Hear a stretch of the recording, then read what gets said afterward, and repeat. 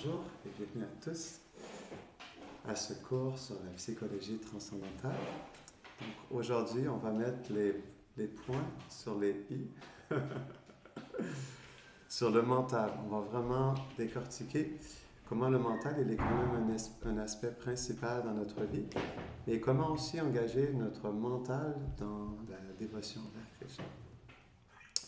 Donc pour commencer, je vais vous lire les points qu'on va discuter. On ne fera pas tous les points aujourd'hui, mais il y a 3 points qu'on va commencer à regarder ensemble. Donc je vais lire les points un par un. Le premier point, la substance essentielle de l'esprit est le mode de la vertu, qui est l'énergie du Seigneur Aniruddha, qui est l'aspect localisé de l'âme suprême. Donc on va l'expliquer tout à l'heure. Deuxième point, lorsque cette substance mentale dans la vertu est dédiée au Seigneur, elle est transformée en conscience de Krishna, l'état de la vertu infaillible qui est au-delà des 3 modes de la nature matérielle. Troisième point. Tape pas sur ton ordi parce qu'il faut avoir la nausée. Troisième point, pour dédier notre esprit au Seigneur, nous devons canaliser le flot de nos désirs vers ses pieds par Resolutus. C'est une belle destination. Il n'est donc pas question de contrôler le mental, de fixer le mental, de pacifier le mental sans réformer notre désir. Parce que le désir, il vient de l'âme. Ça, c'est notre secret. C'est comme ça qu'on peut vraiment s'en sortir en changeant notre désir. Donc, la qualité de notre esprit dépend de la qualité de notre désir. Donc, on va expliquer ça ensemble tout à l'heure. Point 4. D'après le deuxième point ci-dessus, il est clair que la condition originelle de l'esprit est la conscience de Krishna. Cette condition originelle est contaminée dès que notre désir se dirige vers le but de dominer l'énergie matérielle. Et dernier point, ainsi, ce que nous savons être le mental matériel est essentiellement la condition de l'attraction matérielle. Donc, premier point, la substance essentielle de l'esprit est le mode de la vertu, qui est l'énergie du Seigneur Aniruddha, qui est l'aspect localisé de l'âme suprême. Avant de commencer ça, pourquoi je trouvais ça important de parler de la psychologie transcendantale, c'est que on peut voir dans notre vie qu'on agit à travers ce corps, non? À travers le mental, l'intelligence, le faux ego, notre corps grossier. Et si on comprend comment tout ça fonctionne, puis comment notre conscience elle peut bien se placer par rapport à tout ça, après ça, ça devient beaucoup plus facile de bien se positionner par rapport à notre relation avec Krishna. Comment on place nos désirs, comment on engage notre mental, comment on comprend ce qui se passe alentour de nous. Donc, pourquoi l'importance du mode de la vertu? Non, par rapport au mental. Qu'est-ce qui fait que le mental est l'origine du mode de la vertu selon vous? C'est intéressant. Est-ce que vous saviez que le mental, on aurait pu dire que le mental, en réalité, ça vient du mode de la passion, non? Mais qu'est-ce qui fait que le mental vient du mode de la vertu? Parce qu'il est fixé. Oui? OK. En quoi il est fixé? Qu'est-ce que tu veux expliquer? Qu'est-ce que tu veux dire par là? Il sera toujours là et il est toujours là. C'est le mode de la vertu. On voit que t'as lu les notes, toi. Pas encore. Je suis en train d'effacer tous les trucs en trop. Ah, d'accord. D'accord. Mais c'est exactement ça. Oui, tout à fait. Il est dans le mode à vertu parce que le mode à la vertu, ça veut dire le maintien. Et quelque chose qui est vraiment intéressant, c'est que c'est le mental qui nous maintient dans ce monde. C'est ça le mode de la vertu. Le mode de l'ignorance, ça veut dire la destruction. Le mode de la passion, ça veut dire la création. Et le mode de la vertu, ça veut dire le maintien. Non? Donc, comme le mental est l'origine du mode de la vertu, sa fonction principale, c'est de nous maintenir dans ce monde.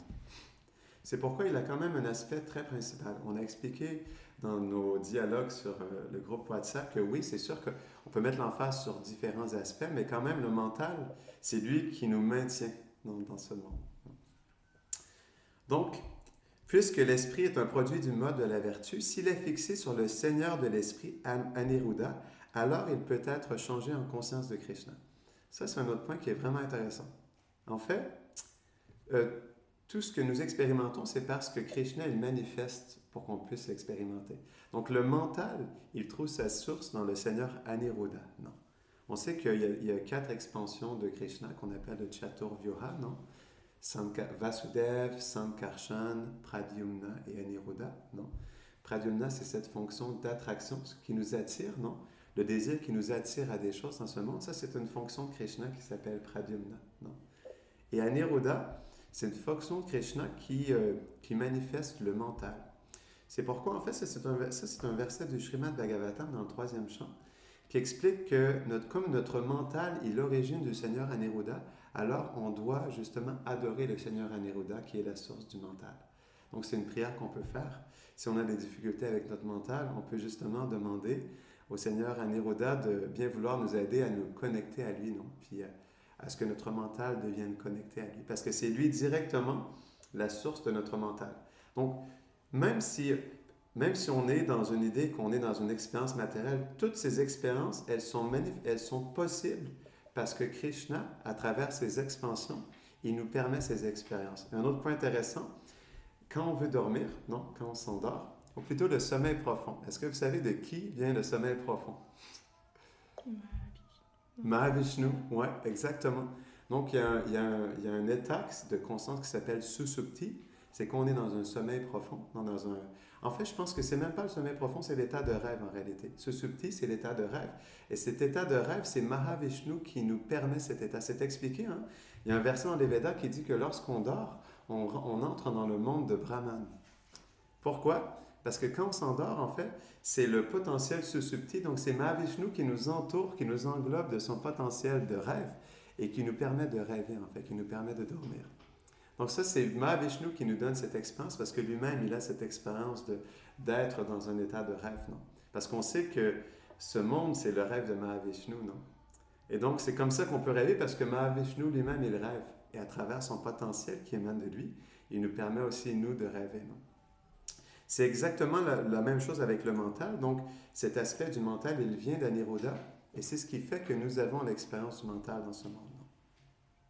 Mais le point, c'est que, comme le dit Narottam Das Thakur, on a toujours des désirs. On ne peut pas arrêter de désirer parce que ça, c'est ce qui vient directement de l'âme. Et c'est pourquoi tout se joue dans le désir en réalité. Parce que ce n'est pas quelque chose qui émane de l'énergie matérielle, notre désir. Donc, le désir en soi, ce n'est pas le problème. C'est que notre désir, en fait, comme l'âme, elle est absorbée dans le mental, non? Elle vit à travers le mental, à travers ce monde, non? C'est comme ses lunettes. Le mental, c'est quoi? C'est le réservoir de toutes nos impressions, non?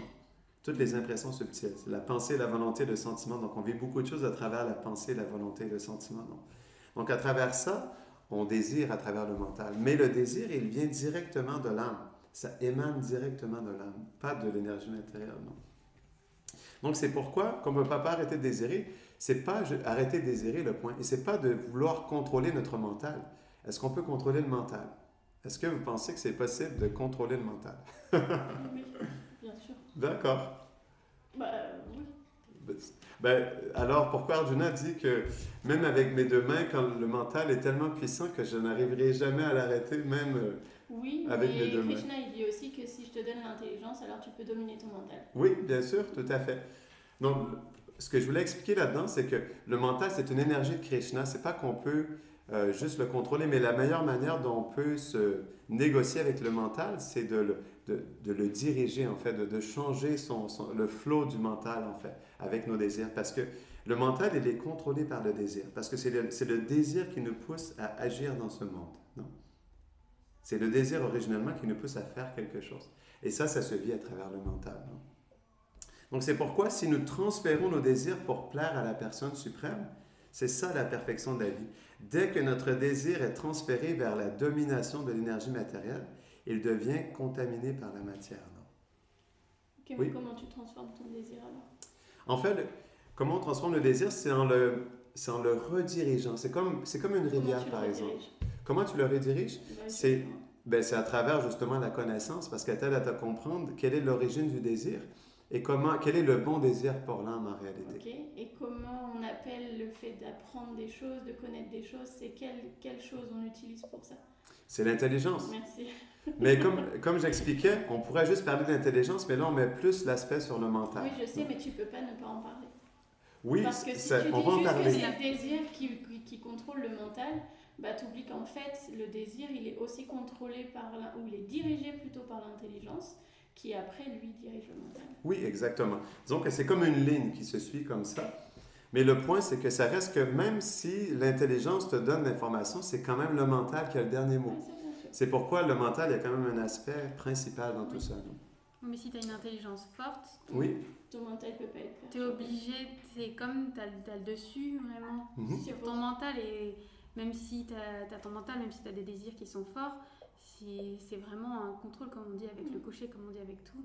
Il faut avoir quand même, s'il n'y a pas cette intelligence-là, il n'y a pas Tout à ce fait. contrôle derrière. En fait, c'est comme le mental, c'est comme un cheval, non? Au début, si on prend un cheval sauvage, c'est sûr qu'on doit, je ne sais pas comment on dit en français, casser. En anglais, on dit to break, pardon? Dompté. On doit dompter le cheval qui est sauvage, non? Donc au début, c'est difficile, mais une fois qu'on l'a dompté, après, on peut lui faire faire plein de choses, non? C'est pourquoi le mental, c'est comme un cheval, mais une fois qu'il est dompté avec l'intelligence, justement, c'est là qu'on peut justement bien diriger le flot de nos désirs. Non? Est-ce qu'il y avait d'autres choses par rapport à ça? C'est bon? D'accord. Donc, le point essentiel est que l'esprit, qui est contaminé par l'attraction matérielle, doit être bridé et concentré sur la personne suprême. Et ça, on va en parler un peu plus justement tout à l'heure de ça. Donc, le point, c'est que, un point que je voulais faire, c'est que l'esprit, il est réel. Ce n'est pas quelque chose d'illusoire, ce n'est pas quelque chose de faux en réalité. Non? Il existe, il est là. C'est une énergie de création. On expliquait que c'est une émanation d'Aneruddha.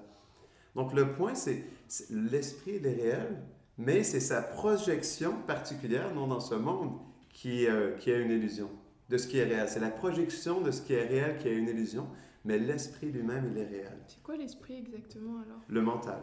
C'est le mental. Oui, la c'est même ça. chose. C'est la même chose, c'est le mental, exactement. Donc, c'est pourquoi le désir, c'est le point central pour contrôler l'esprit, parce que, en fait, qu'est-ce qui nous pousse à agir, non? C'est le désir. Quelle est la base de tout? C'est le désir, non?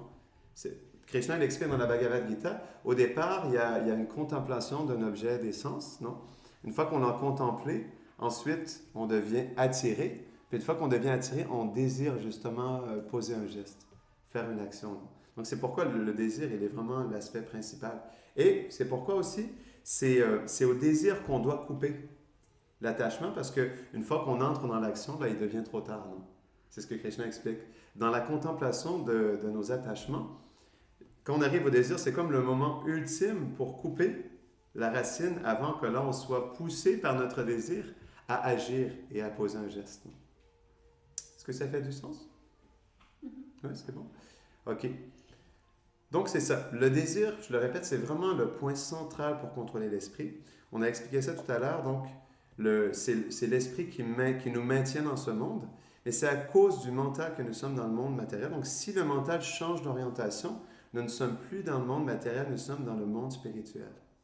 Ça, c'est un point intéressant parce qu'en fait, on peut voir qu'est-ce qui fait qu'on s'absorbe dans ce monde, c'est quoi? C'est parce que l'âme, avec ses désirs, elle les dirige vers l'énergie matérielle. Tout est une question de désir. Si, par exemple, on avait un désir sincère dans notre cœur de s'abandonner à Krishna, naturellement, on canaliserait le flot de nos désirs vers lui pour pouvoir s'abandonner à lui. Non? Donc, c'est ça le point, c'est que le désir, c'est une question, comme on a expliqué, c'est comme c'est le point central. Si on va dans notre cœur et on transfère nos désirs vers Krishna, mais ça, on va en parler un peu plus tard, en fait, on fait tous la même chose. C'est comme, par exemple, quand on cuisine. Est-ce qu'on cuisine pour Krishna ou est-ce qu'on cuisine pour nous? Non. Donc, c'est tellement... Le geste en externe, il est le même, mais en interne, le désir, il est différent. Et c'est ça qui change complètement tout, non? Parce qu'on cuisine tous, mais le dévot de Krishna, comme il cuisine pour Krishna, alors il développe sa relation avec Krishna. Non? Donc, tout est vraiment dans le désir. C'est par le désir qu'on va tout changer, mais le point, c'est que les gens, ils pensent que s'ils s'abandonnent à Krishna, ils vont tout perdre. Non. Parfois, les gens, ils ont cette idée que s'ils se rapprochent de Dieu, ça veut dire qu'ils doivent vivre le renoncement, ils doivent se détacher. Mais le point, c'est que, en fait, comme on expliquait, tout vient de Krishna. Donc, on peut engager les choses dans le service de Krishna. Comme on continue à cuisiner, on pourrait renoncer à la cuisine, mais par exemple, même dans le temps du mouvement de Srila Prabhupada, il y a certains disciples de Prabhupada qui disaient que d'apprécier le prashadam était l'illusion. Donc, ils avaient cette idée qu'apprécier le prashadam était l'illusion. Pourtant, c'est directement Krishna et l'âme, elle est satisfaite de pouvoir être en relation avec Krishna dans le fait de prendre le prashadam. Non? Donc en réalité, c'est vraiment juste une question de disposition. Non? Donc ça veut dire qu'on peut tuer pour Krishna. En fait, Krishna, il explique dans la Bhagavad Gita qu'est-ce qu'on doit faire. Donc, on fait les choses pour lui, on fait des choses dans ce que lui nous a dit de faire, parce qu'on doit suivre les Écritures. C'est ça le mode de la vertu. Le mental, il est situé dans la vertu quand il suit les autorités. Guru, Sadhu, Shastra. Krishna nous explique dans la Bhagavad Gita qu'on devrait être végétarien, on devrait avoir un style de vie dans la mode de la vertu, on devrait respecter tous les êtres vivants. Donc, bien sûr, ça ne veut pas dire qu'on fait tout, c'est que comme notre but est de relationner avec Krishna, ben Krishna, il nous dit quoi faire. Donc, naturellement, on veut suivre ses instructions. Donc, le point dans tout ça, c'est que c'est pas juste de faire n'importe quoi, mais c'est de comprendre que comment on peut relationner avec Krishna et lui faire plaisir, c'est en comprenant qu'est-ce que lui il nous instruit, qu'est-ce qu'il nous demande de faire dans ses enseignements, dans ses instructions. Donc, j'expliquais tout à l'heure justement les différents aspects de Krishna qui se manifestent dans ce monde, comme l'environnement en ce moment. Ça a été créé par Sankarshan. Tout ce qui se passe, tout ce qui bouge alentour de nous, c'est Sankarshan qui a manifesté l'environnement. Donc, on peut voir qu'en réalité, on est toujours en relation avec Krishna. Qu'est-ce qui est matériel ou pas? Qu'est-ce qui est matériel ou spirituel? C'est notre conscience en réalité. Parce que pour Krishna, quand il regarde son énergie, tout est spirituel pour lui. Il ne voit pas quelque chose de séparé de lui. En fait, matériel pour nous, c'est de voir quelque chose séparé de Krishna. C'est ça matériel. Parce que la vision de Krishna, quand il regarde son monde, il est juste constamment en interaction avec son énergie. Mais nous, on interagit avec son énergie, mais comme on pense qu'on possède cette énergie, ben, on se l'approprie, puis on veut mettre Krishna de côté. Parce que si Krishna n'est pas là, ça veut dire que je peux être propriétaire, je peux contrôler et jouir de cet environnement en réalité.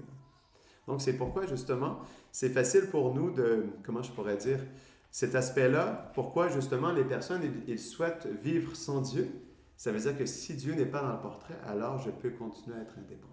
Oui, tu avais une question? Bah oui, parce que on peut dire que c'est facile, du coup on a juste à avoir tout en relation avec Krishna, mais en réalité les Vaishnavas nous apprennent quand même qu'on peut voir les choses en relation avec Krishna que quand on a goûté notre swarup. Pas juste goûter notre swarup, quand on a vécu dans notre swarup. Je dirais qu'on voit les choses en relation avec Krishna à différents niveaux.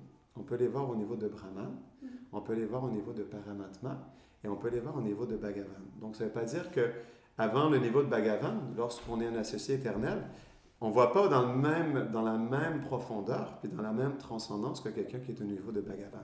Mais il y a quand même une perception qui est là. Comme par exemple, comme l'explique Krishna dans la Bhagavad Gita, le sage, il peut voir Krishna dans le cœur de tous les êtres vivants.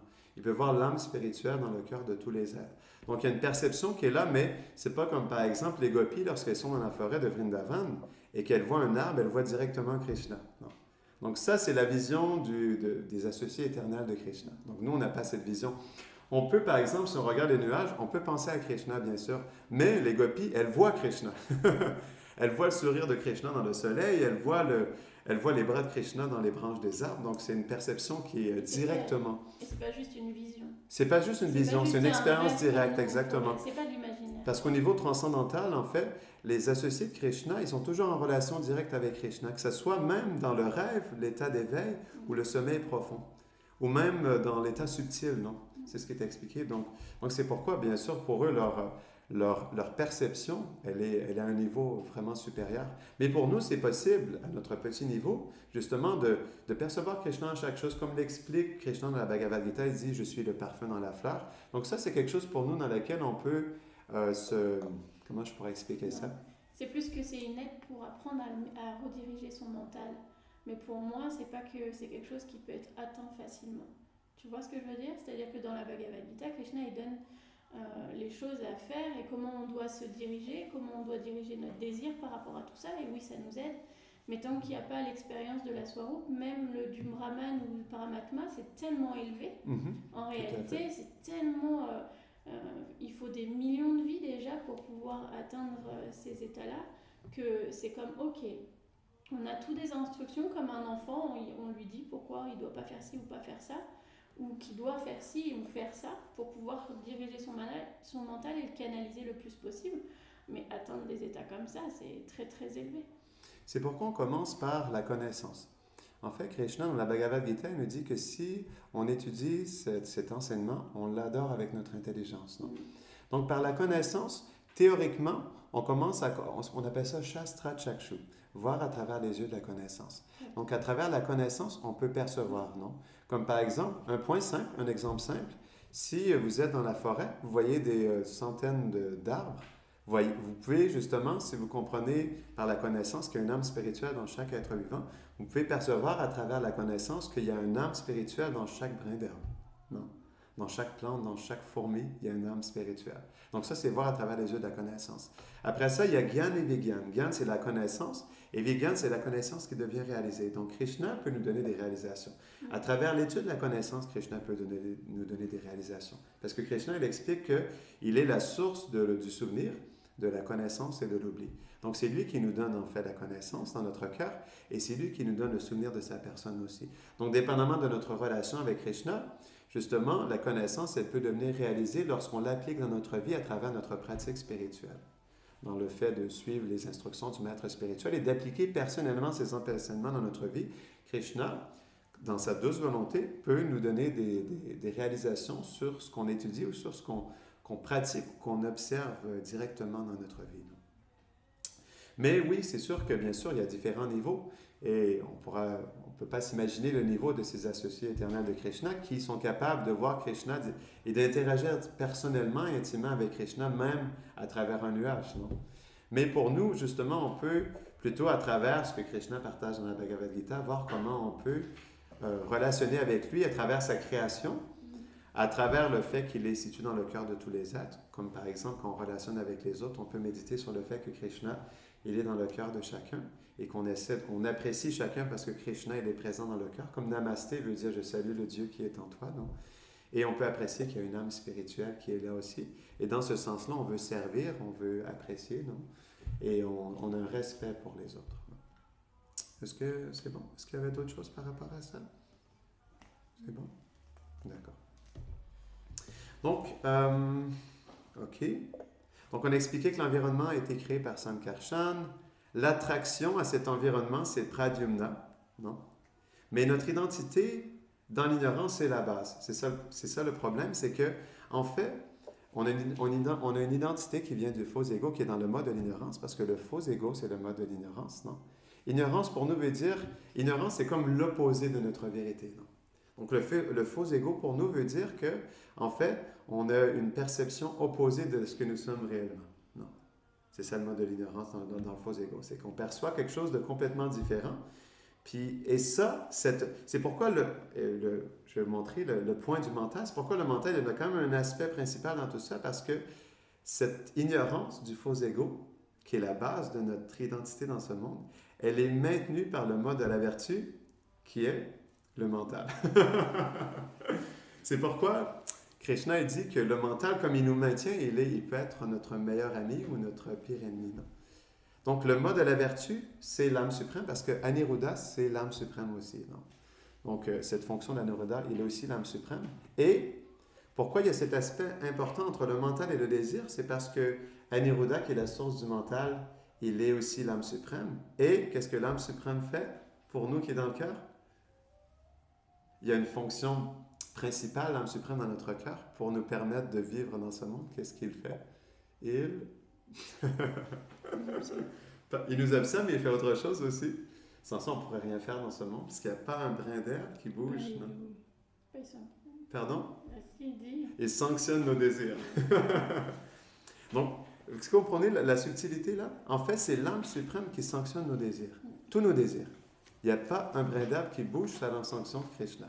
Donc on peut faire n'importe quoi, on sait que c'est lui en fait. C'est ça? C'est pas ça. Il sanctionne nos désirs. Il sanctionne les désirs de l'être le plus abominable. Hein? Parce qu'il n'y a rien qui peut bouger sans la sanction de Krishna. Mais tout de même, il sanctionne selon ce qu'on désire et ce qu'on mérite. Donc il y a quand même une limite qui est là. Mais le point que je voulais faire dans ça, comme Krishna sanctionne nos désirs mondains, il peut aussi sanctionner nos désirs spirituels. C'est là où justement le désir, il est vraiment l'origine de toute cause, parce que comme c'est lui de toute façon qui sanctionne nos désirs matériels, il peut aussi sanctionner nos désirs spirituels. Non? Vous voyez le point là? C'est ça qui est intéressant. Donc c'est pourquoi justement, comme il est situé dans le cœur, c'est expliqué, hein, il y a deux oiseaux sur un arbre, sur une branche, et lui nous observe complètement attachés à manger les fruits de nos actions. Non? Mais comme de toute façon, c'est lui qui sanctionne nos désirs, c'est ce qu'il dit dans la Bhagavad Gita. Je le répète souvent dans des classes, mais pour moi, c'est un point qui est quand même intéressant. Krishna a dit que vous soyez remplis de désirs matériels, que vous n'ayez pas de désir ou que vous désiriez la libération. Vous devriez vous abandonner à moi parce que c'est moi qui donne, en fait, qui répond à vos désirs. C'est moi qui permet que vous puissiez réaliser vos désirs. Non? Donc, c'est pourquoi, justement, comme on expliquait au départ, on doit rediriger nos désirs vers les pieds pareils au lotus de Krishna. Parce que de toute façon, c'est lui qui sanctionne tous nos désirs. Et comme on va voir un peu plus tard, de toute façon, le point, c'est qu'on désire tous faire des choses, mais le point, c'est qu'on n'est pas mieux juste de le faire pour Krishna que de le faire pour nous, parce qu'on continue à faire les mêmes choses. Il y a un bon exemple que je vais partager tout à l'heure. Puis, juste une petite Oui. question. Quand tu dis sanctionner, Oui, ça veut dire qu'il permet qu'on ait ces Oui, désirs-là. oui, il permet. Par contre, Il ça ne veut permet. pas dire, c'est pas parce qu'il permet qu'on ait ces désirs-là qu'on n'en a pas des conséquences. Je veux Bien dire, sûr. il nous, là, du coup, parce que vu comme juste il sanctionne, comme elle dit, Mhm. c'est presque qu'il autorise les crimes, toutes ces choses-là, comme ça. Il sanctionne, Alors, il est d'accord. En c'est- fait, il n'y a pas vraiment ça, c'est C'est juste pas que qu'il est d'accord. tu es obligé d'intégrer à ce moment-là la loi du karma. Mhm. Je veux dire, sinon, c'est difficilement Tout à fait. compréhensible. C'est pourquoi dans la Bhagavad Gita, justement, il dit, dans le 7e chapitre, je ne me rappelle plus quel verset, « Ne me tenez pas responsable de vos faits et gestes. » En fait, il sanctionne nos désirs, mais c'est pas lui qui est responsable de nos réactions. Parce que avec notre libre arbitre, on pose un geste qui est sanctionné par lui, certes, mais il y a quand même des réactions qui viennent parce que c'est la nature de ce monde. Hein. C'est pourquoi, justement, chaque geste entraîne une réaction. Donc, Oui, bien c'est pour sûr. le libre arbitre. Oui, c'est ça. C'est- Il respecte notre libre arbitre, bien sûr. Mais sanctionner, c'est peut-être pas le bon terme. Oui. Parce que dans sanctionner, tu as le terme sanction. Oui. Sanction, ça veut dire Ouais, punition. c'est Mhm, vrai. Moi aussi, d'accord. j'aime C'était pas pas ce bon mot. terme. D'accord. Est-ce que vous auriez un autre terme? Il accorde. Il accorde. Oui. C'est un bon mot, tout à fait. Il accorde. C'est même pas ça C'est encore. même pas ça. C'est pas ça encore. Il permet. Permet, c'est Il le permet, libre non? arbitre. Il Mais permet. sanctionner, c'est pas le bon terme. Ouais, c'est vrai. C'est vrai. Il permet, exactement. Et donc, tout est. Je sais pas si. C'est dans l'invocation du Sri Upanishad, c'est expliqué que comme en fait Krishna, il est un tout complet, tout ce qui émane de lui est un tout complet aussi. Comme nous, on est un tout complet. L'âme, elle est pleine dans ce qu'elle est. Et c'est expliqué, le monde matériel, c'est aussi un tout complet. C'est complet dans justement ce que ça manifeste, le monde de karma, quoi. Le monde d'action et réaction. Donc, c'est pourquoi le monde matériel, il est autosuffisant, autogéré par cette énergie matérielle. C'est pourquoi Krishna, il sanctionne nos activités, mais il est conscient qu'à travers son énergie qui est parfaite, l'énergie matérielle, ben, elle enclenche pour chaque action, naturellement, il y a une réaction égale et opposée qui se manifeste.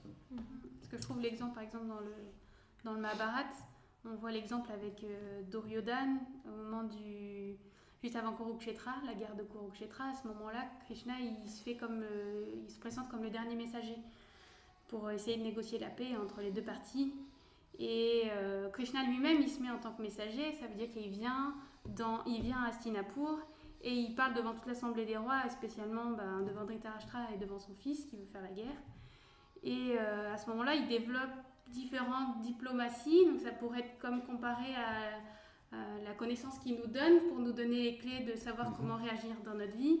Il passe par la diplomatie, par exemple par le sentiment de la famille, il passe par la peur en expliquant que les opposants qu'il va devoir avoir en face de lui pendant la guerre, c'est des guerriers qui sont très puissants. Comme ça, il développe toutes les sortes de diplomatie, d'arguments.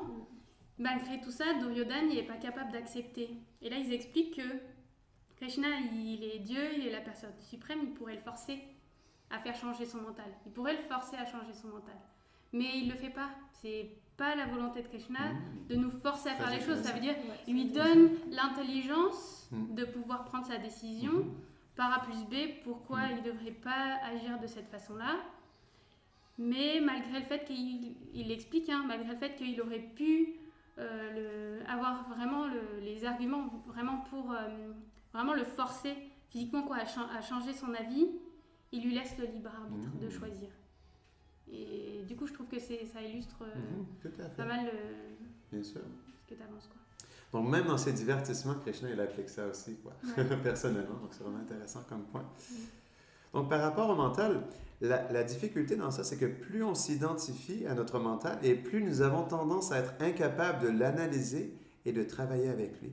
Donc le point, c'est pas un problème que le mental il est là, il est réel, il est là. C'est pas qu'on peut rejeter le mental, mais c'est qu'on s'identifie pas au mental. Ça c'est différent. Parce que le mental il a des besoins, le corps il a des besoins. On doit répondre aux besoins qui sont favorables selon les enseignements de Krishna dans la Bhagavad Gita, bien sûr. Mais justement, le point là-dedans, qu'est-ce qui est dangereux, c'est pas le fait d'engager notre mental, mais c'est le fait de s'identifier à notre mental. C'est ça le problème. Donc, le mental a des besoins, comme par exemple se nourrir. Dans le monde transcendantal, Krishna, tous les midis, il mange un gros festin avec ses associés éternels, avec ses amis les pâtres. Donc, le fait de manger, ce n'est pas un problème en soi. Non. Mais c'est de s'identifier au mental puis manger pour son plaisir. C'est ça le problème. C'est pas de manger en soi. On peut manger pour le plaisir de Krishna, comme les associés de Krishna font. Par exemple, c'est expliqué que même ils goûtent la nourriture que leur mère leur a préparée avant de le donner à Krishna. Donc, il y a un échange d'amour qui est là, quoi. Mais donc, le point là-dedans, c'est que dès que nous analysons notre mental, parce que nous sommes identifiés à lui, le désir et l'attachement surgissent, et dès que ça surgit, alors on pense que c'est nous, puis dès que c'est nous, on est distrait.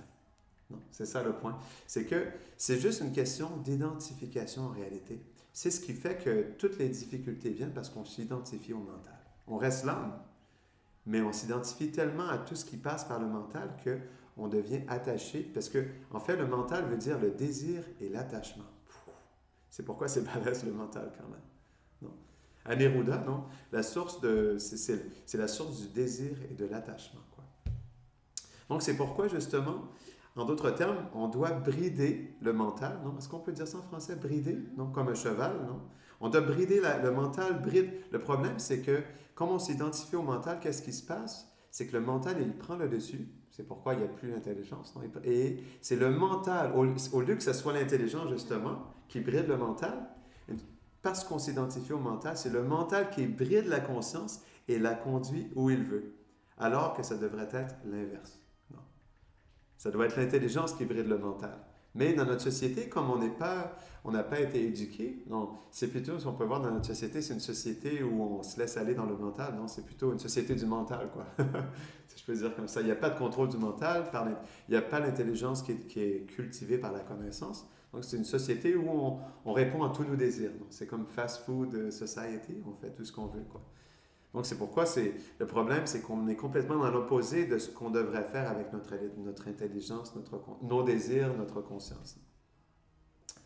Donc, le point, c'est que comme Krishna, il est le Seigneur du désir et de l'attachement, c'est pourquoi, justement, on doit rediriger nos désirs vers lui, parce que le point dans tout ça, notre identification avec le mental et le faux ego, elle nous fait croire qu'on est Krishna et qu'avec nos désirs, on peut s'identifier à être le contrôleur et le jouisseur.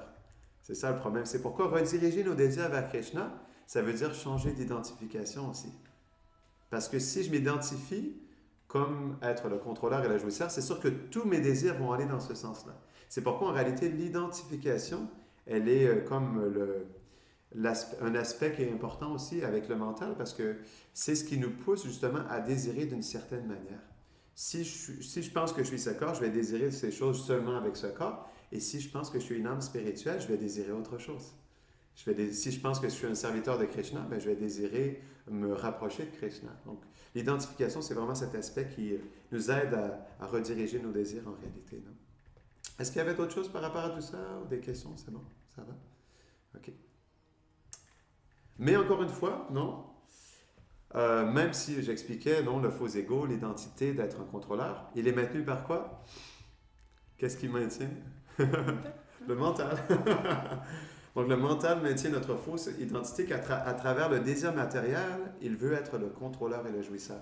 Donc, l'âme, elle a un désir qui origine d'elle, non?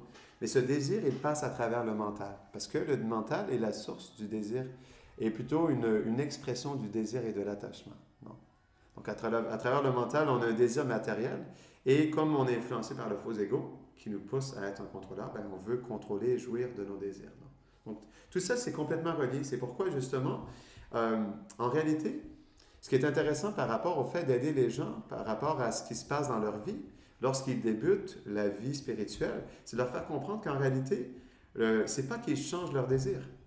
c'est pas qu'ils changent toute leur vie, mais c'est qu'ils redirigent leur désir vers Krishna en comprenant que de toute façon, c'est lui qui est la source du désir, c'est lui qui nous donne les résultats. Puis à travers ça, graduellement, on veut développer une relation avec lui. Non?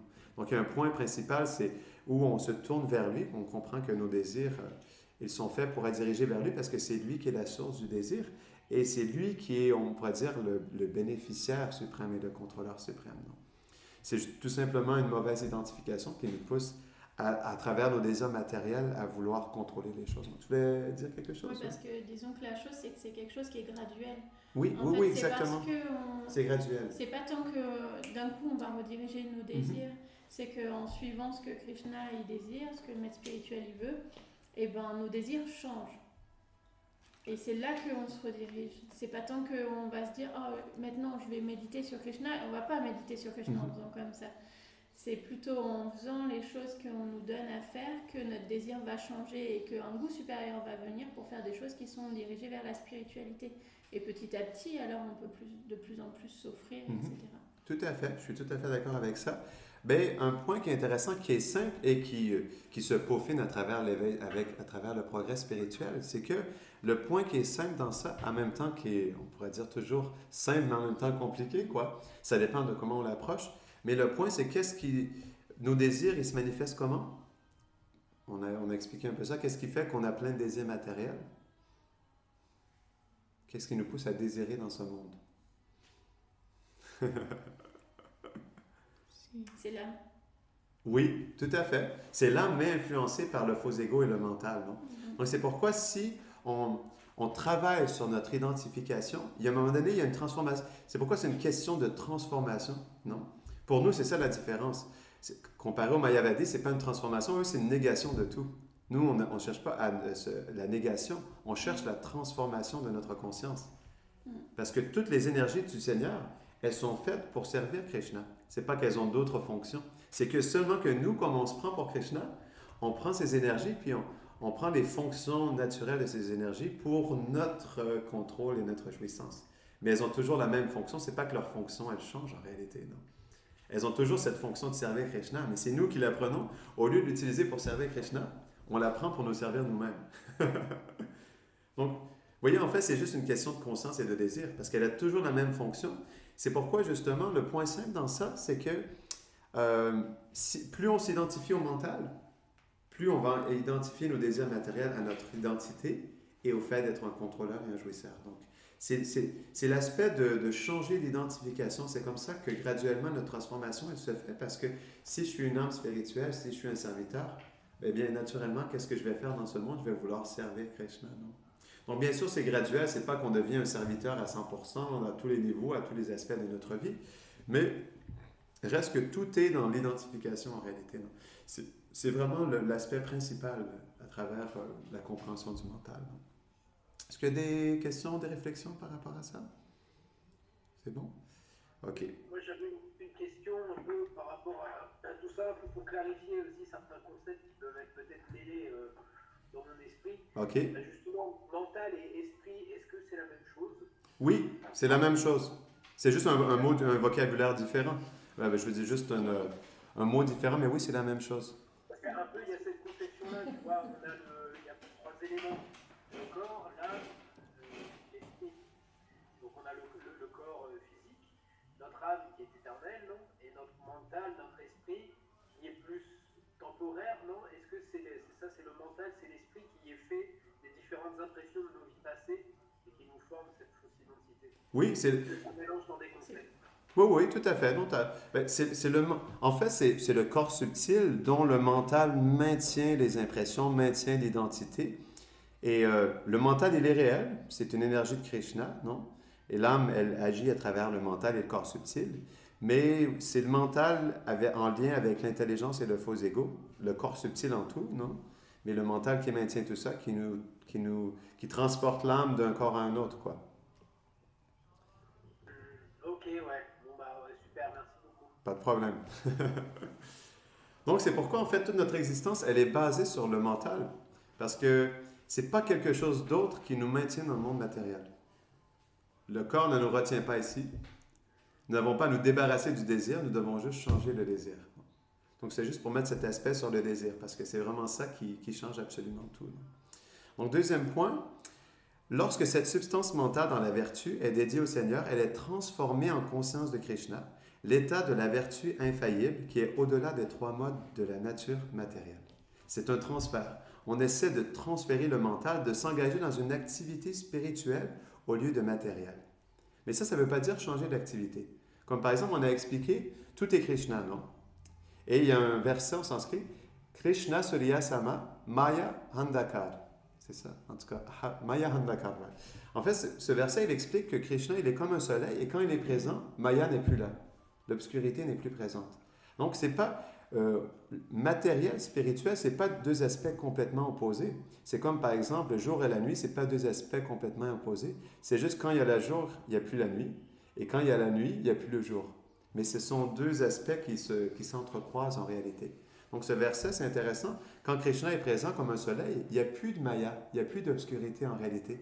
Donc, c'est pourquoi, justement, matériel ou spirituel, c'est plutôt est-ce qu'on perçoit Krishna ou est-ce qu'on perçoit Maya? Est-ce qu'on se connecte à Krishna? Est-ce que on fait le point dans ça, le mental, est-ce que notre désir il se connecte à Krishna ou est-ce que notre désir il se connecte à Maya? C'est ce qui fait absolument toute la différence. Maya veut dire illusion. OK. Oui, il semblait avoir des réflexions.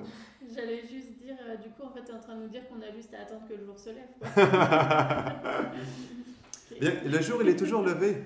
Mais est-ce que notre conscience, elle perçoit ce jour levé? Est-ce qu'elle perçoit Krishna dans chaque chose? Ça dépend de nous. Ça dépend de notre état de conscience, ça dépend de notre perception, de notre focus, non?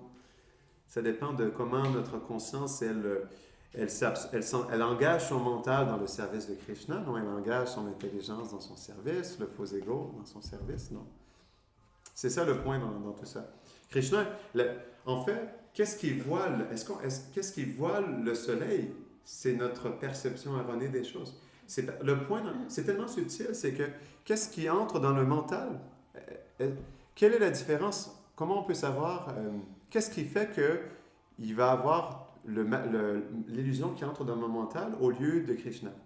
Qu'est-ce qui fait cette différence? Quand on s'identifie. Quand on s'identifie, oui, exactement, c'est ça.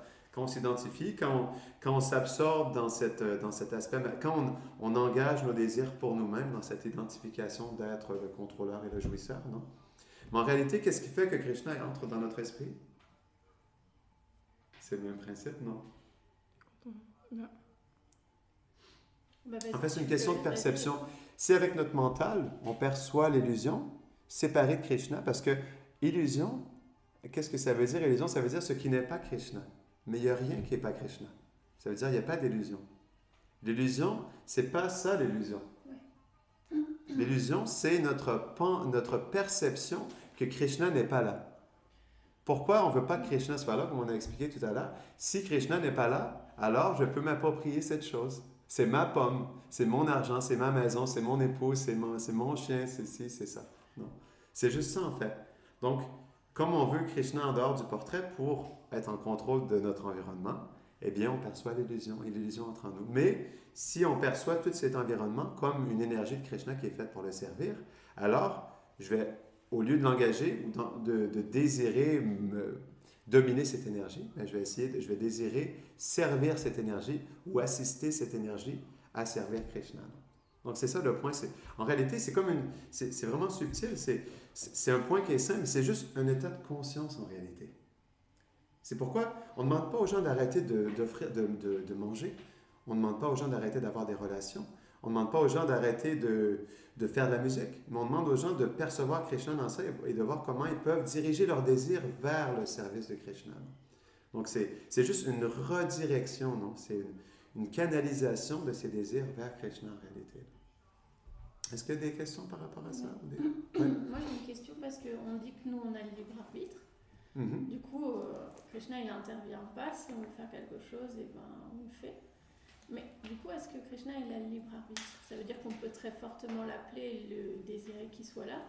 Mais est-ce que lui, il a le droit de ne pas venir aussi quand on l'appelle ou pas? Par rapport à un petit point avant de répondre exactement à ça, Krishna dit dans le Bhagavatam que quand on désire des choses matérielles, je parle d'un dévot qui est dans une relation avec Krishna, qui est en train de développer sa relation avec Krishna. Même s'il a des désirs matériels dans son cœur, Krishna, il explique, c'est vraiment intéressant ce point-là, qu'il va répondre à ses désirs, mais il ne va pas tout lui donner, parce qu'il ne veut pas qu'il soit trop attaché, et il ne veut pas qu'il se coupe de lui, de sa relation avec lui. Donc, il va nourrir un peu par amour pour lui, non? Et ça, c'est son libre arbitre en réalité. C'est joli, hein?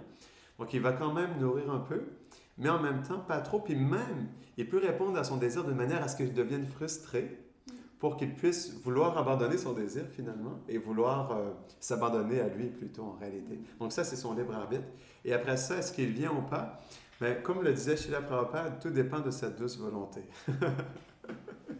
Donc ça, c'est son libre arbitre. Hein? S'il vient ou pas, c'est sa douce volonté. Donc on espère que sa volonté sera très douce et elle viendra vers nous, non? Mais ça, c'est un point intéressant. Tout dépend de sa douce volonté, en réalité, hein, toujours. C'est pourquoi, en même temps, il y a un espoir dans ça. Comme tout dépend de sa douce volonté, il peut aussi bien ne pas le faire comme il peut aussi le faire. En réalité, il n'y a rien qui empêche Krishna de le faire ou pas. Dans son libre arbitre, il peut, au-delà de tout, en réalité, dans sa douce volonté, décider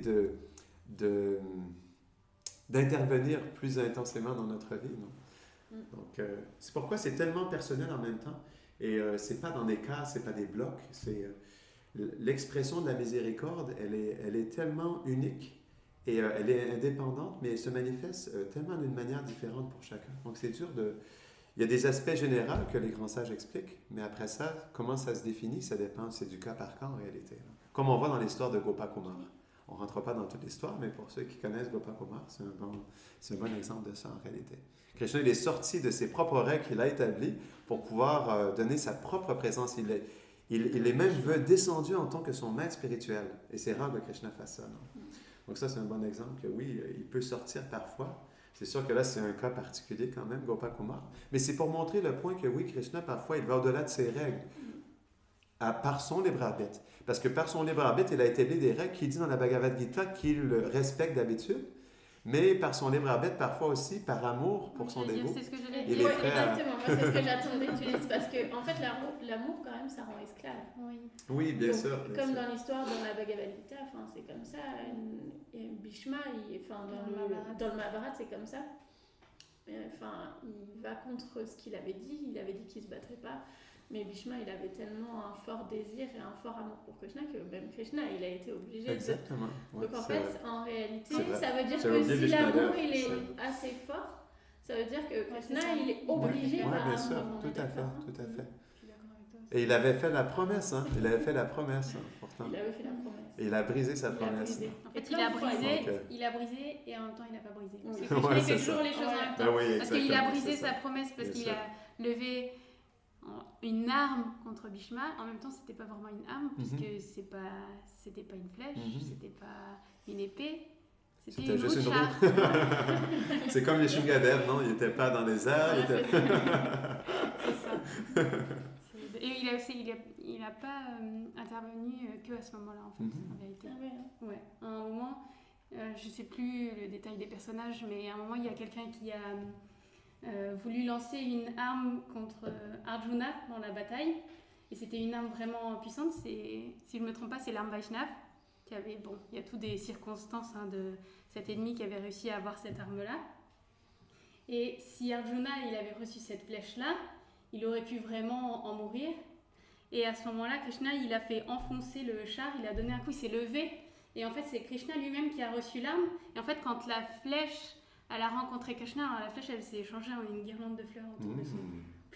Wow. Donc, il a intervenu à plusieurs moments comme ça. Wow. Donc, c'est ça. Disons que les plans de Krishna sont très mystérieux. C'est difficile à comprendre. C'est tellement inconcevable comment il peut agir et comment il fait simultanément les choses, justement, pour que tout s'arrange, finalement, et qu'il soit quand même capable de réciproquer par amour avec son dévot. Donc, c'est ça, pour en revenir à nos moutons. Le point, c'est que on pense que le spirituel doit être le contraire du matériel, mais en fait, c'est plutôt que le matériel, ça c'est intéressant, écoutez bien ça, ok? Je le répète. Nous pensons que le spirituel doit être le contraire du matériel, mais en fait, c'est plutôt que le matériel n'est pas capable de percevoir le spirituel. Ce ne sont pas des choses opposées. Est-ce que vous comprenez ça? C'est écrit où ça? Pardon? Tu l'as pas? Ben, ça, c'est des notes qui sont prises, mais par rapport à différents versets du Bhagavatam. On pourrait, on pourrait chercher des versets du Bhagavatam, comme dans le Chatushloki du Bhagavatam, ça c'est bien expliqué. Les 4 versets principaux du Srimad Bhagavatam, dans le deuxième chant, chapitre 9, versets 32 à 36.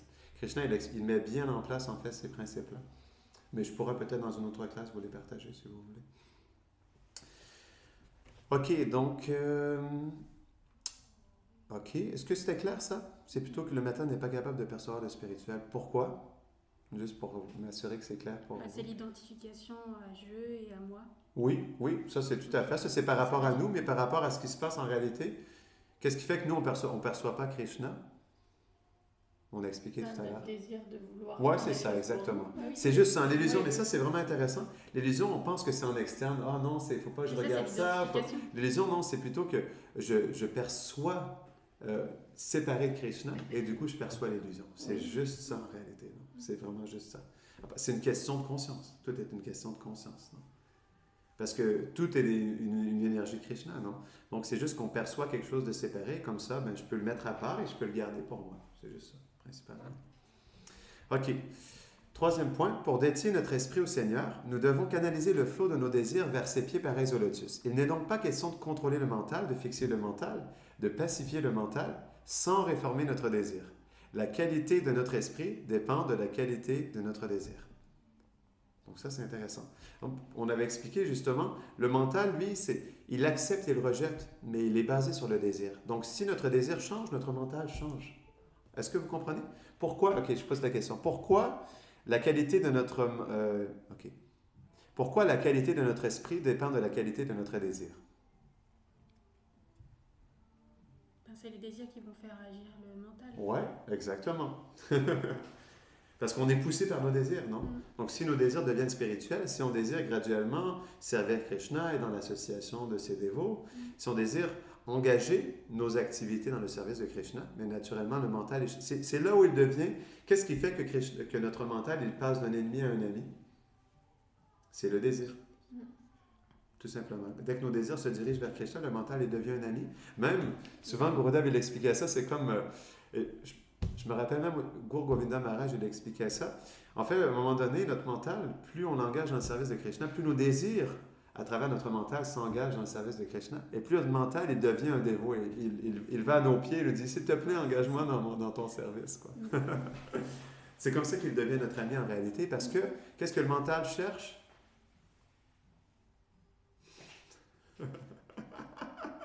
Il cherche la... You can... Il cherche la satisfaction. Non? Mais le point, c'est que... Est-ce que le fait d'être satisfait, ça veut dire s'engager dans des désirs matériels? Non. La satisfaction, c'est quoi? C'est notre relation avec Krishna. L'âme, elle est satisfaite en relation avec Krishna. C'est pourquoi le prashadam, c'est spécial. Parce que quand on prend le prashad, on goûte à Krishna. On est en relation avec Krishna. On est satisfait quand on prend prashad, la nourriture sanctifiée, parce qu'on fait l'expérience de Krishna. Non? Donc, c'est pourquoi, en réalité, justement, c'est ça le point, c'est que c'est vraiment une question de voir comment, en réalité, le mental, sa satisfaction, il va la trouver dans le service de Krishna. Parce que c'est l'âme qui est satisfaite. C'est pas le mental qui cherche la satisfaction. C'est l'âme qui cherche la satisfaction. C'est ça le point. C'est pourquoi on peut expliquer ça à n'importe qui a n'importe quel attachement. Puis de toute façon, si une personne est attachée à une Ferrari, une Lamborghini rouge qui coûte 450 000 €, elle est attachée à quoi? C'est la puissance, la force de Krishna qui est présente dans la voiture, non? La couleur rouge, ça vient de quoi? Ça vient d'une fleur rouge qui émane de... Comme Krishna dit, je suis le parfum dans la fleur, je suis des montagnes, je suis les Himalayas. Toutes les qualités émanent de Krishna. Donc, tous nos attachements, ils viennent de Krishna de toute façon. On est toujours attaché à Krishna, on n'est pas attaché à autre chose. On désire toujours Krishna. Ce n'est pas l'énergie matérielle en soi. L'énergie matérielle, elle est neutre, inerte. Quand elle se manifeste, elle manifeste des éléments. Si, par exemple, tu prends de la terre et tu mélanges des éléments ensemble, est-ce que ça va être attirant? Qu'est-ce qui fait que les éléments... Qu'est-ce qui fait que tu mélanges plein d'éléments ensemble, du feu avec de l'eau, de la terre, tu fais une poterie, qu'est-ce qui fait que ça devient beau et que ça devient attirant pour nous? C'est parce qu'à un moment donné, quand on forme quelque chose par notre intelligence, bien, les qualités de Krishna elles se manifestent dans la poterie. Et du coup, on est attiré par la beauté de l'esthétique, On est attiré par la stabilité du vase, par comment c'est pratique, on peut mettre des fleurs dedans. Tout ça, ça vient de Krishna. L'esthétique, la beauté, le côté pratique, tout ce qu'on fait, tout ça, ça émane de Krishna. Non. En réalité, on désire tous Krishna, on est tous attachés à Krishna. Puis c'est juste une question de le percevoir en réalité. Et l'illusion dans ça, c'est pas que parce qu'il y a quelque chose qui est illusoire dans un pot, mais c'est que je perçois ça, puis je veux le prendre pour moi. C'est ça qui crée l'illusion et l'attachement. En Donc réalité. c'est perverti. Mondain. C'est perverti. Ouais. C'est pas la chose en soi. Mm. Certes, c'est manifesté à travers l'énergie matérielle, donc c'est de qualité moindre. C'est pas comme un vase dans le monde transcendantal, bien sûr. Mais il y a des qualités de Krishna qui sont présentes qui fait qu'on est attaché et on désire cette chose. Point final. C'est pas l'énergie matérielle en soi, ce sont des éléments matériels qui se manifestent et qui créent des formes pour que les qualités de Krishna puissent se manifester. En réalité, non. Donc, on est toujours en relation avec Krishna, on est toujours attaché à Krishna, puis c'est ça qu'il faut montrer aux gens en réalité. Tu n'as pas besoin de changer ton... C'est pas l'attachement qui est un problème, c'est pas le désir qui est un problème. C'est pas la Ferrari qui est un problème, mais c'est ton désir de dominer cette chose qui est un problème, tout simplement. Mais est-ce qu'on peut dire par exemple qu'il y a certaines choses qui sont parce qu'il y a plein de choses mauvaises, il y a des viols d'enfants, de femmes, peu importe de quel être vivant d'ailleurs en cours. Et est-ce qu'on peut pas dire que ces choses-là, elles peuvent être engagées? Ben, comme on expliquait tout à l'heure, Krishna il explique dans la Bhagavad Gita de vivre dans le mode de la vertu. Pour ce qui est, par exemple, si on regarde la sexualité, c'est très simple. Dans la Bhagavad Gita, Krishna il dit de la vie sexuelle, je suis, comment il est expliqué en français? Je suis la sexualité régularisée, je sais pas comment... Régulée. Pardon? Oui, régulée. La sexualité régulée, ce que ça veut dire, la sexualité dans le cadre du mariage pour la procréation des enfants. Krishna, il autorise cette sexualité. C'est comme ça qu'on peut engager cette sexualité dans le service de Krishna, dans le but de procréer des enfants. Comme par exemple, Bhaktisiddhanta Saraswati Thakur, il a dit, si je pourrais avoir des enfants qui deviennent des purs dévots, alors je procréerais sans enfants. Tu vois? Donc c'est comme ça. Krishna, il nous explique même la sexualité, la chose qui est la plus importante pour les gens dans ce monde, non? Le plus gros attachement pour les gens dans ce monde. Krishna, il dit, de la sexualité, je suis la... Comment on explique? Il parle pas en particulier, c'est pas juste dans le mariage, c'est pour créer les... Pour la procréation, principalement. Je suis là pour il expliquait ça. Pour la procréation. Dans le cadre du mariage, bien sûr. Mais pour la procréation. C'est comme ça que Krishna, c'est dans la sexualité dans la vertu, non? Et que Krishna l'autorise, c'est cette sexualité qui l'autorise. Dans le but de procréer. La sexualité, elle n'est pas... C'est ça le point que les gens ne comprennent pas, c'est que c'est pas la sexualité en soi qui est un problème, mais c'est la sexualité qui va à l'extérieur du mode de la vertu qui est défini par Krishna. Ça crée justement des perturbations pour l'être dans ce monde. Mais si c'est fait dans comment Krishna établit les lois dans ce monde, alors c'est dans la vertu, c'est quelque chose qu'on peut engager dans le service de Krishna. Donc, par rapport aux autres choses, c'est la même chose aussi. Il y a des choses qui sont favorables, il y a des choses qui sont défavorables pour le service de Krishna. Et donc, naturellement, comme nous, on veut relationner avec lui, puis on veut des choses qui sont favorables pour l'éveil de l'âme et qui sont plus facilement connectables à Krishna et qui sont, comment je pourrais dire, qui ne sont pas perturbantes pour l'âme. Naturellement, c'est le mode de la vertu qui est privilégié, comme il explique. Parce que le mode de la vertu, c'est décidé par Krishna. Ce sont des choses qui sont favorables pour servir Krishna et qui sont favorables pour l'éveil de l'âme, mais aussi pour développer une attitude de service envers Krishna. Donc c'est pourquoi le mode de la vertu, il est dans ce monde, l'aspect le plus favorable, quoi. C'est ça la culture védique. Le Varnashram, ce sont tous les aspects du Varnashram, la culture spirituelle de l'Inde, que ce soit la danse, l'art, les vêtements, tous ces aspects culturels sont dans le mode de la vertu pour qu'ils puissent être favorables pour une culture dans le service de Krishna. Est-ce que ça répond à ta question? Ou... C'est bon? OK. Est-ce qu'il y a autre chose par rapport à ça? C'est bon? D'accord. Donc, on va continuer le troisième point. L'intelligence, je voulais parler un peu de l'intelligence, c'était un peu intéressant parce qu'on a parlé du mental depuis tout à l'heure, mais comme l'intelligence, elle est connectée au mental, je vais montrer quelle était l'interaction entre l'intelligence et le mental. Donc, l'intelligence, c'est quoi la fonction d'intelligence? Discriminer entre ce qui est bon, bien et mal. Oui. C'est Tout Guider à le fait. mental. La discrimination. Guider le mental. Guider le mental parce que. Oui. OK. Par exemple, OK. OK. L'intelligence, ça nous dit simplement quoi faire, mais c'est le mental qui nous... ce qu'on veut faire, ça, c'est le mental. Non. L'intelligence, c'est pas elle qui fait le choix, c'est l'âme en connexion avec le mental. Mais qu'est-ce que l'intelligence fait? Par exemple, j'ai 2 rochers. Lequel est le plus gros? Ça, c'est quoi? C'est l'intelligence. C'est l'intelligence. Et si je dis lequel est le meilleur? L'intelligence. C'est le mental. Pourquoi? Ça Parce dépend que le meilleur. L'intelligence, elle décide pas qu'est-ce qui est bon pour elle. Il y en a une qui Elle le- analyse et l'autre qui prend la décision. Exactement. Qu'est-ce que le mental recherche? La satisfaction. Mm. Non? L'intelligence OK, un bon exemple. Il y a 2 gâteaux. L'intelligence va pouvoir dire lequel est plus sucré que l'autre, mais qu'est-ce qui va décider quel gâteau est le meilleur et que je devrais manger? C'est le mental. De quoi C'est ça la différence. Lui, il est dans notre tête en fait. C'est ça la différence, non? Donc, ça, c'est un bon exemple pour montrer comment... mais c'est toujours le mental qui fait... c'est pourquoi c'est important de comprendre comment le mental fonctionne et comment l'engager dans le service de Krishna. Non? OK. Donc, on doit gérer les désirs, mais on ne doit pas s'identifier à nos désirs. J'ai faim, j'ai besoin de manger, c'est bien, mais je ne suis pas cette faim, je ne suis pas ce besoin. Non.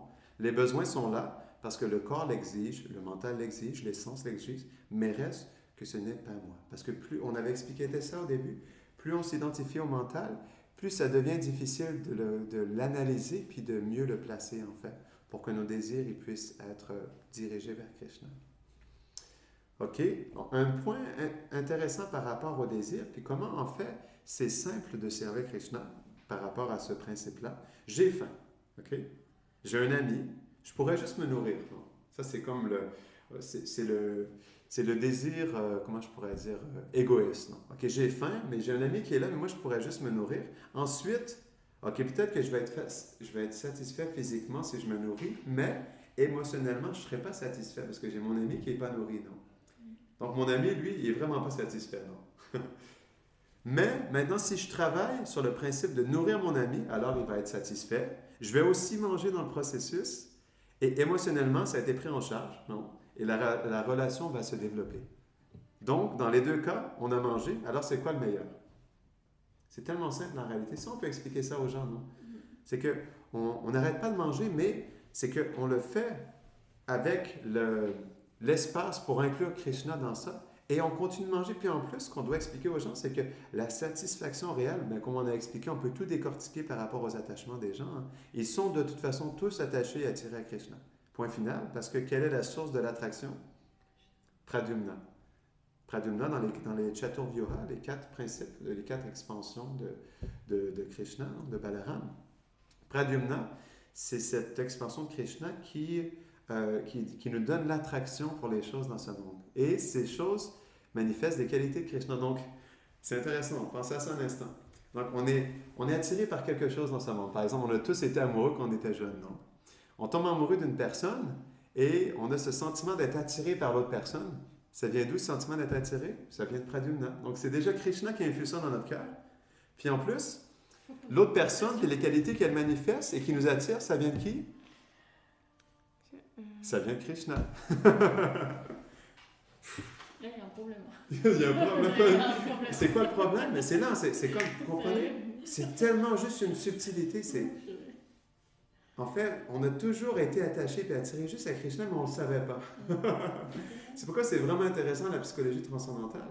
C'est pourquoi c'est vraiment pertinent pour aider les gens aussi à se connecter à Krishna.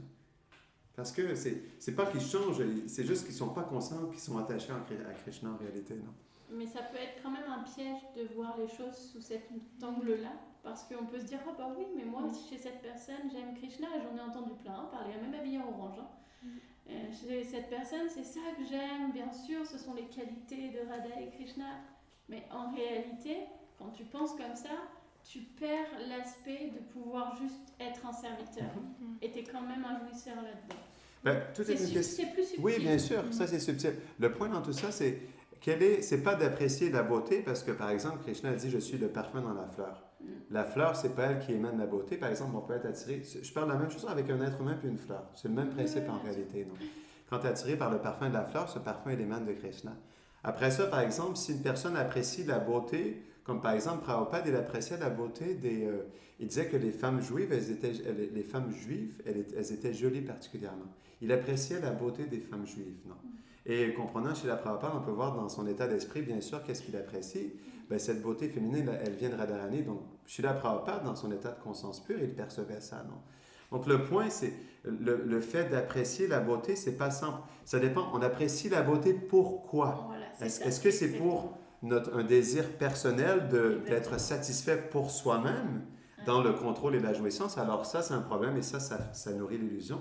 Ou est-ce qu'on l'apprécie en comprenant qu'on perçoit que c'est Krishna, Voilà, c'est ça. puis on veut l'assister, on veut le servir, ou on veut le protéger ou le respecter? Bien, ça, c'est différent. Donc, c'est ça la différence, quoi. Donc, ça veut dire qu'on peut percevoir quelque chose, mais prendre quand même pour nous cette Oui, personne. bien sûr, bien sûr. Ça veut dire qu'en fait, on jouit directement de Krishna. Oui, tout à fait. En fait, c'est... OK, par exemple, c'est... On l'exploite. Oui, bien sûr, bien sûr.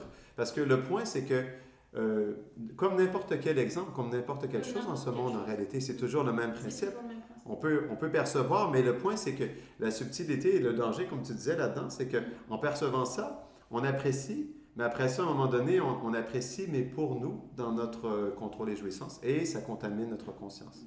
Donc oui, ce qui est important, c'est de toujours analyser, puis de bien se placer comme un serviteur, parce que, comme tu expliquais, et ça, c'est un point qui est intéressant, et moi, ça m'avait profondément choqué quand j'avais entendu ça. C'était Suotra Maharaj qui a écrit un livre sur la psychologie Vedanta qui est vraiment, vraiment fascinant. Puis il disait dans son livre que, en fait, nous, on est une énergie de Krishna. Ce monde est une énergie de Krishna. Et quand on est un jouisseur, un contrôleur dans ce monde, on veut s'approprier cette énergie, on veut exploiter cette énergie de Krishna. Puis il disait, d'où vient cette énergie? Cette énergie, elle est Durga, non? Durga Devi qui émane de Lakshmi, et Lakshmi émane de Radharani.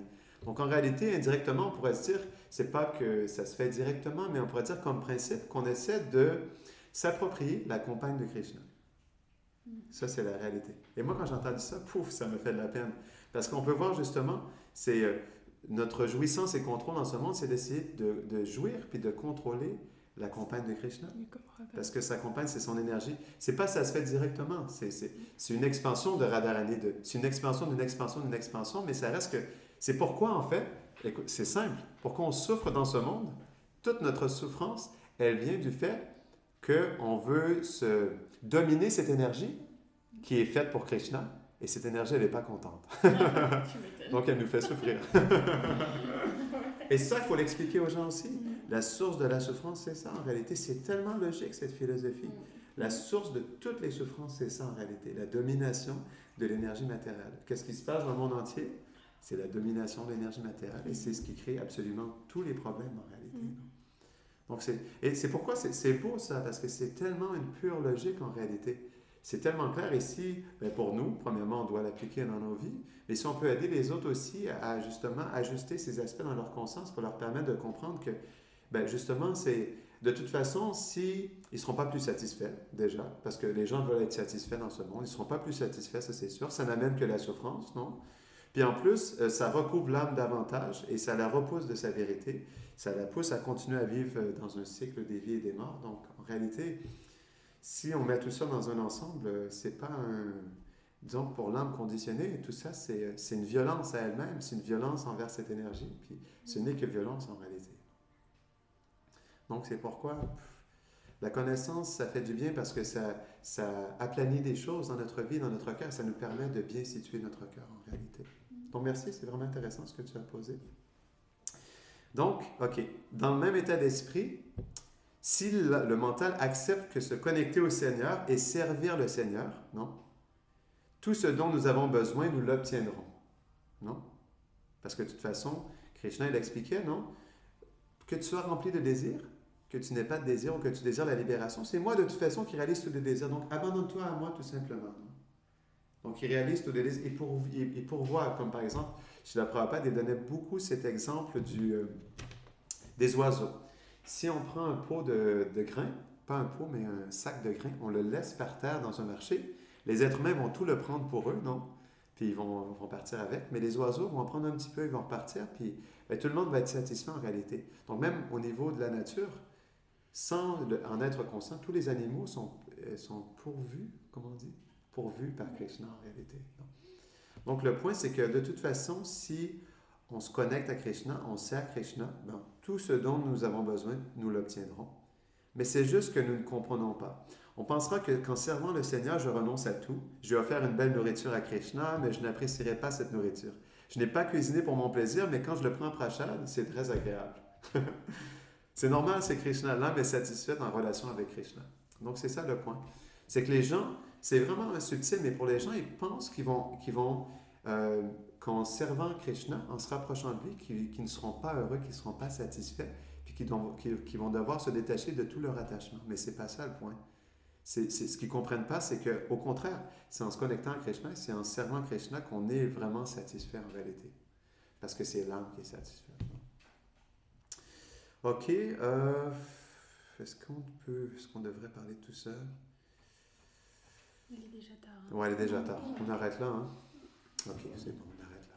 Est-ce qu'il y a d'autres questions ou des réflexions? Comme j'avais dit sur le groupe WhatsApp, s'il y en a qui veulent poser d'autres questions, là, c'est le moment. Est-ce qu'il y a d'autres questions, des réflexions avant qu'on termine le cours? C'est bon? Merci infiniment. Merci à toi. Hare Krishna, Krishna Krishna, Hare Hare, Hare Rama, Rama Rama, Hare Hare. Jai Srimad Bhagavad Gita ki. Jai. Hare Bol. Allez, bon.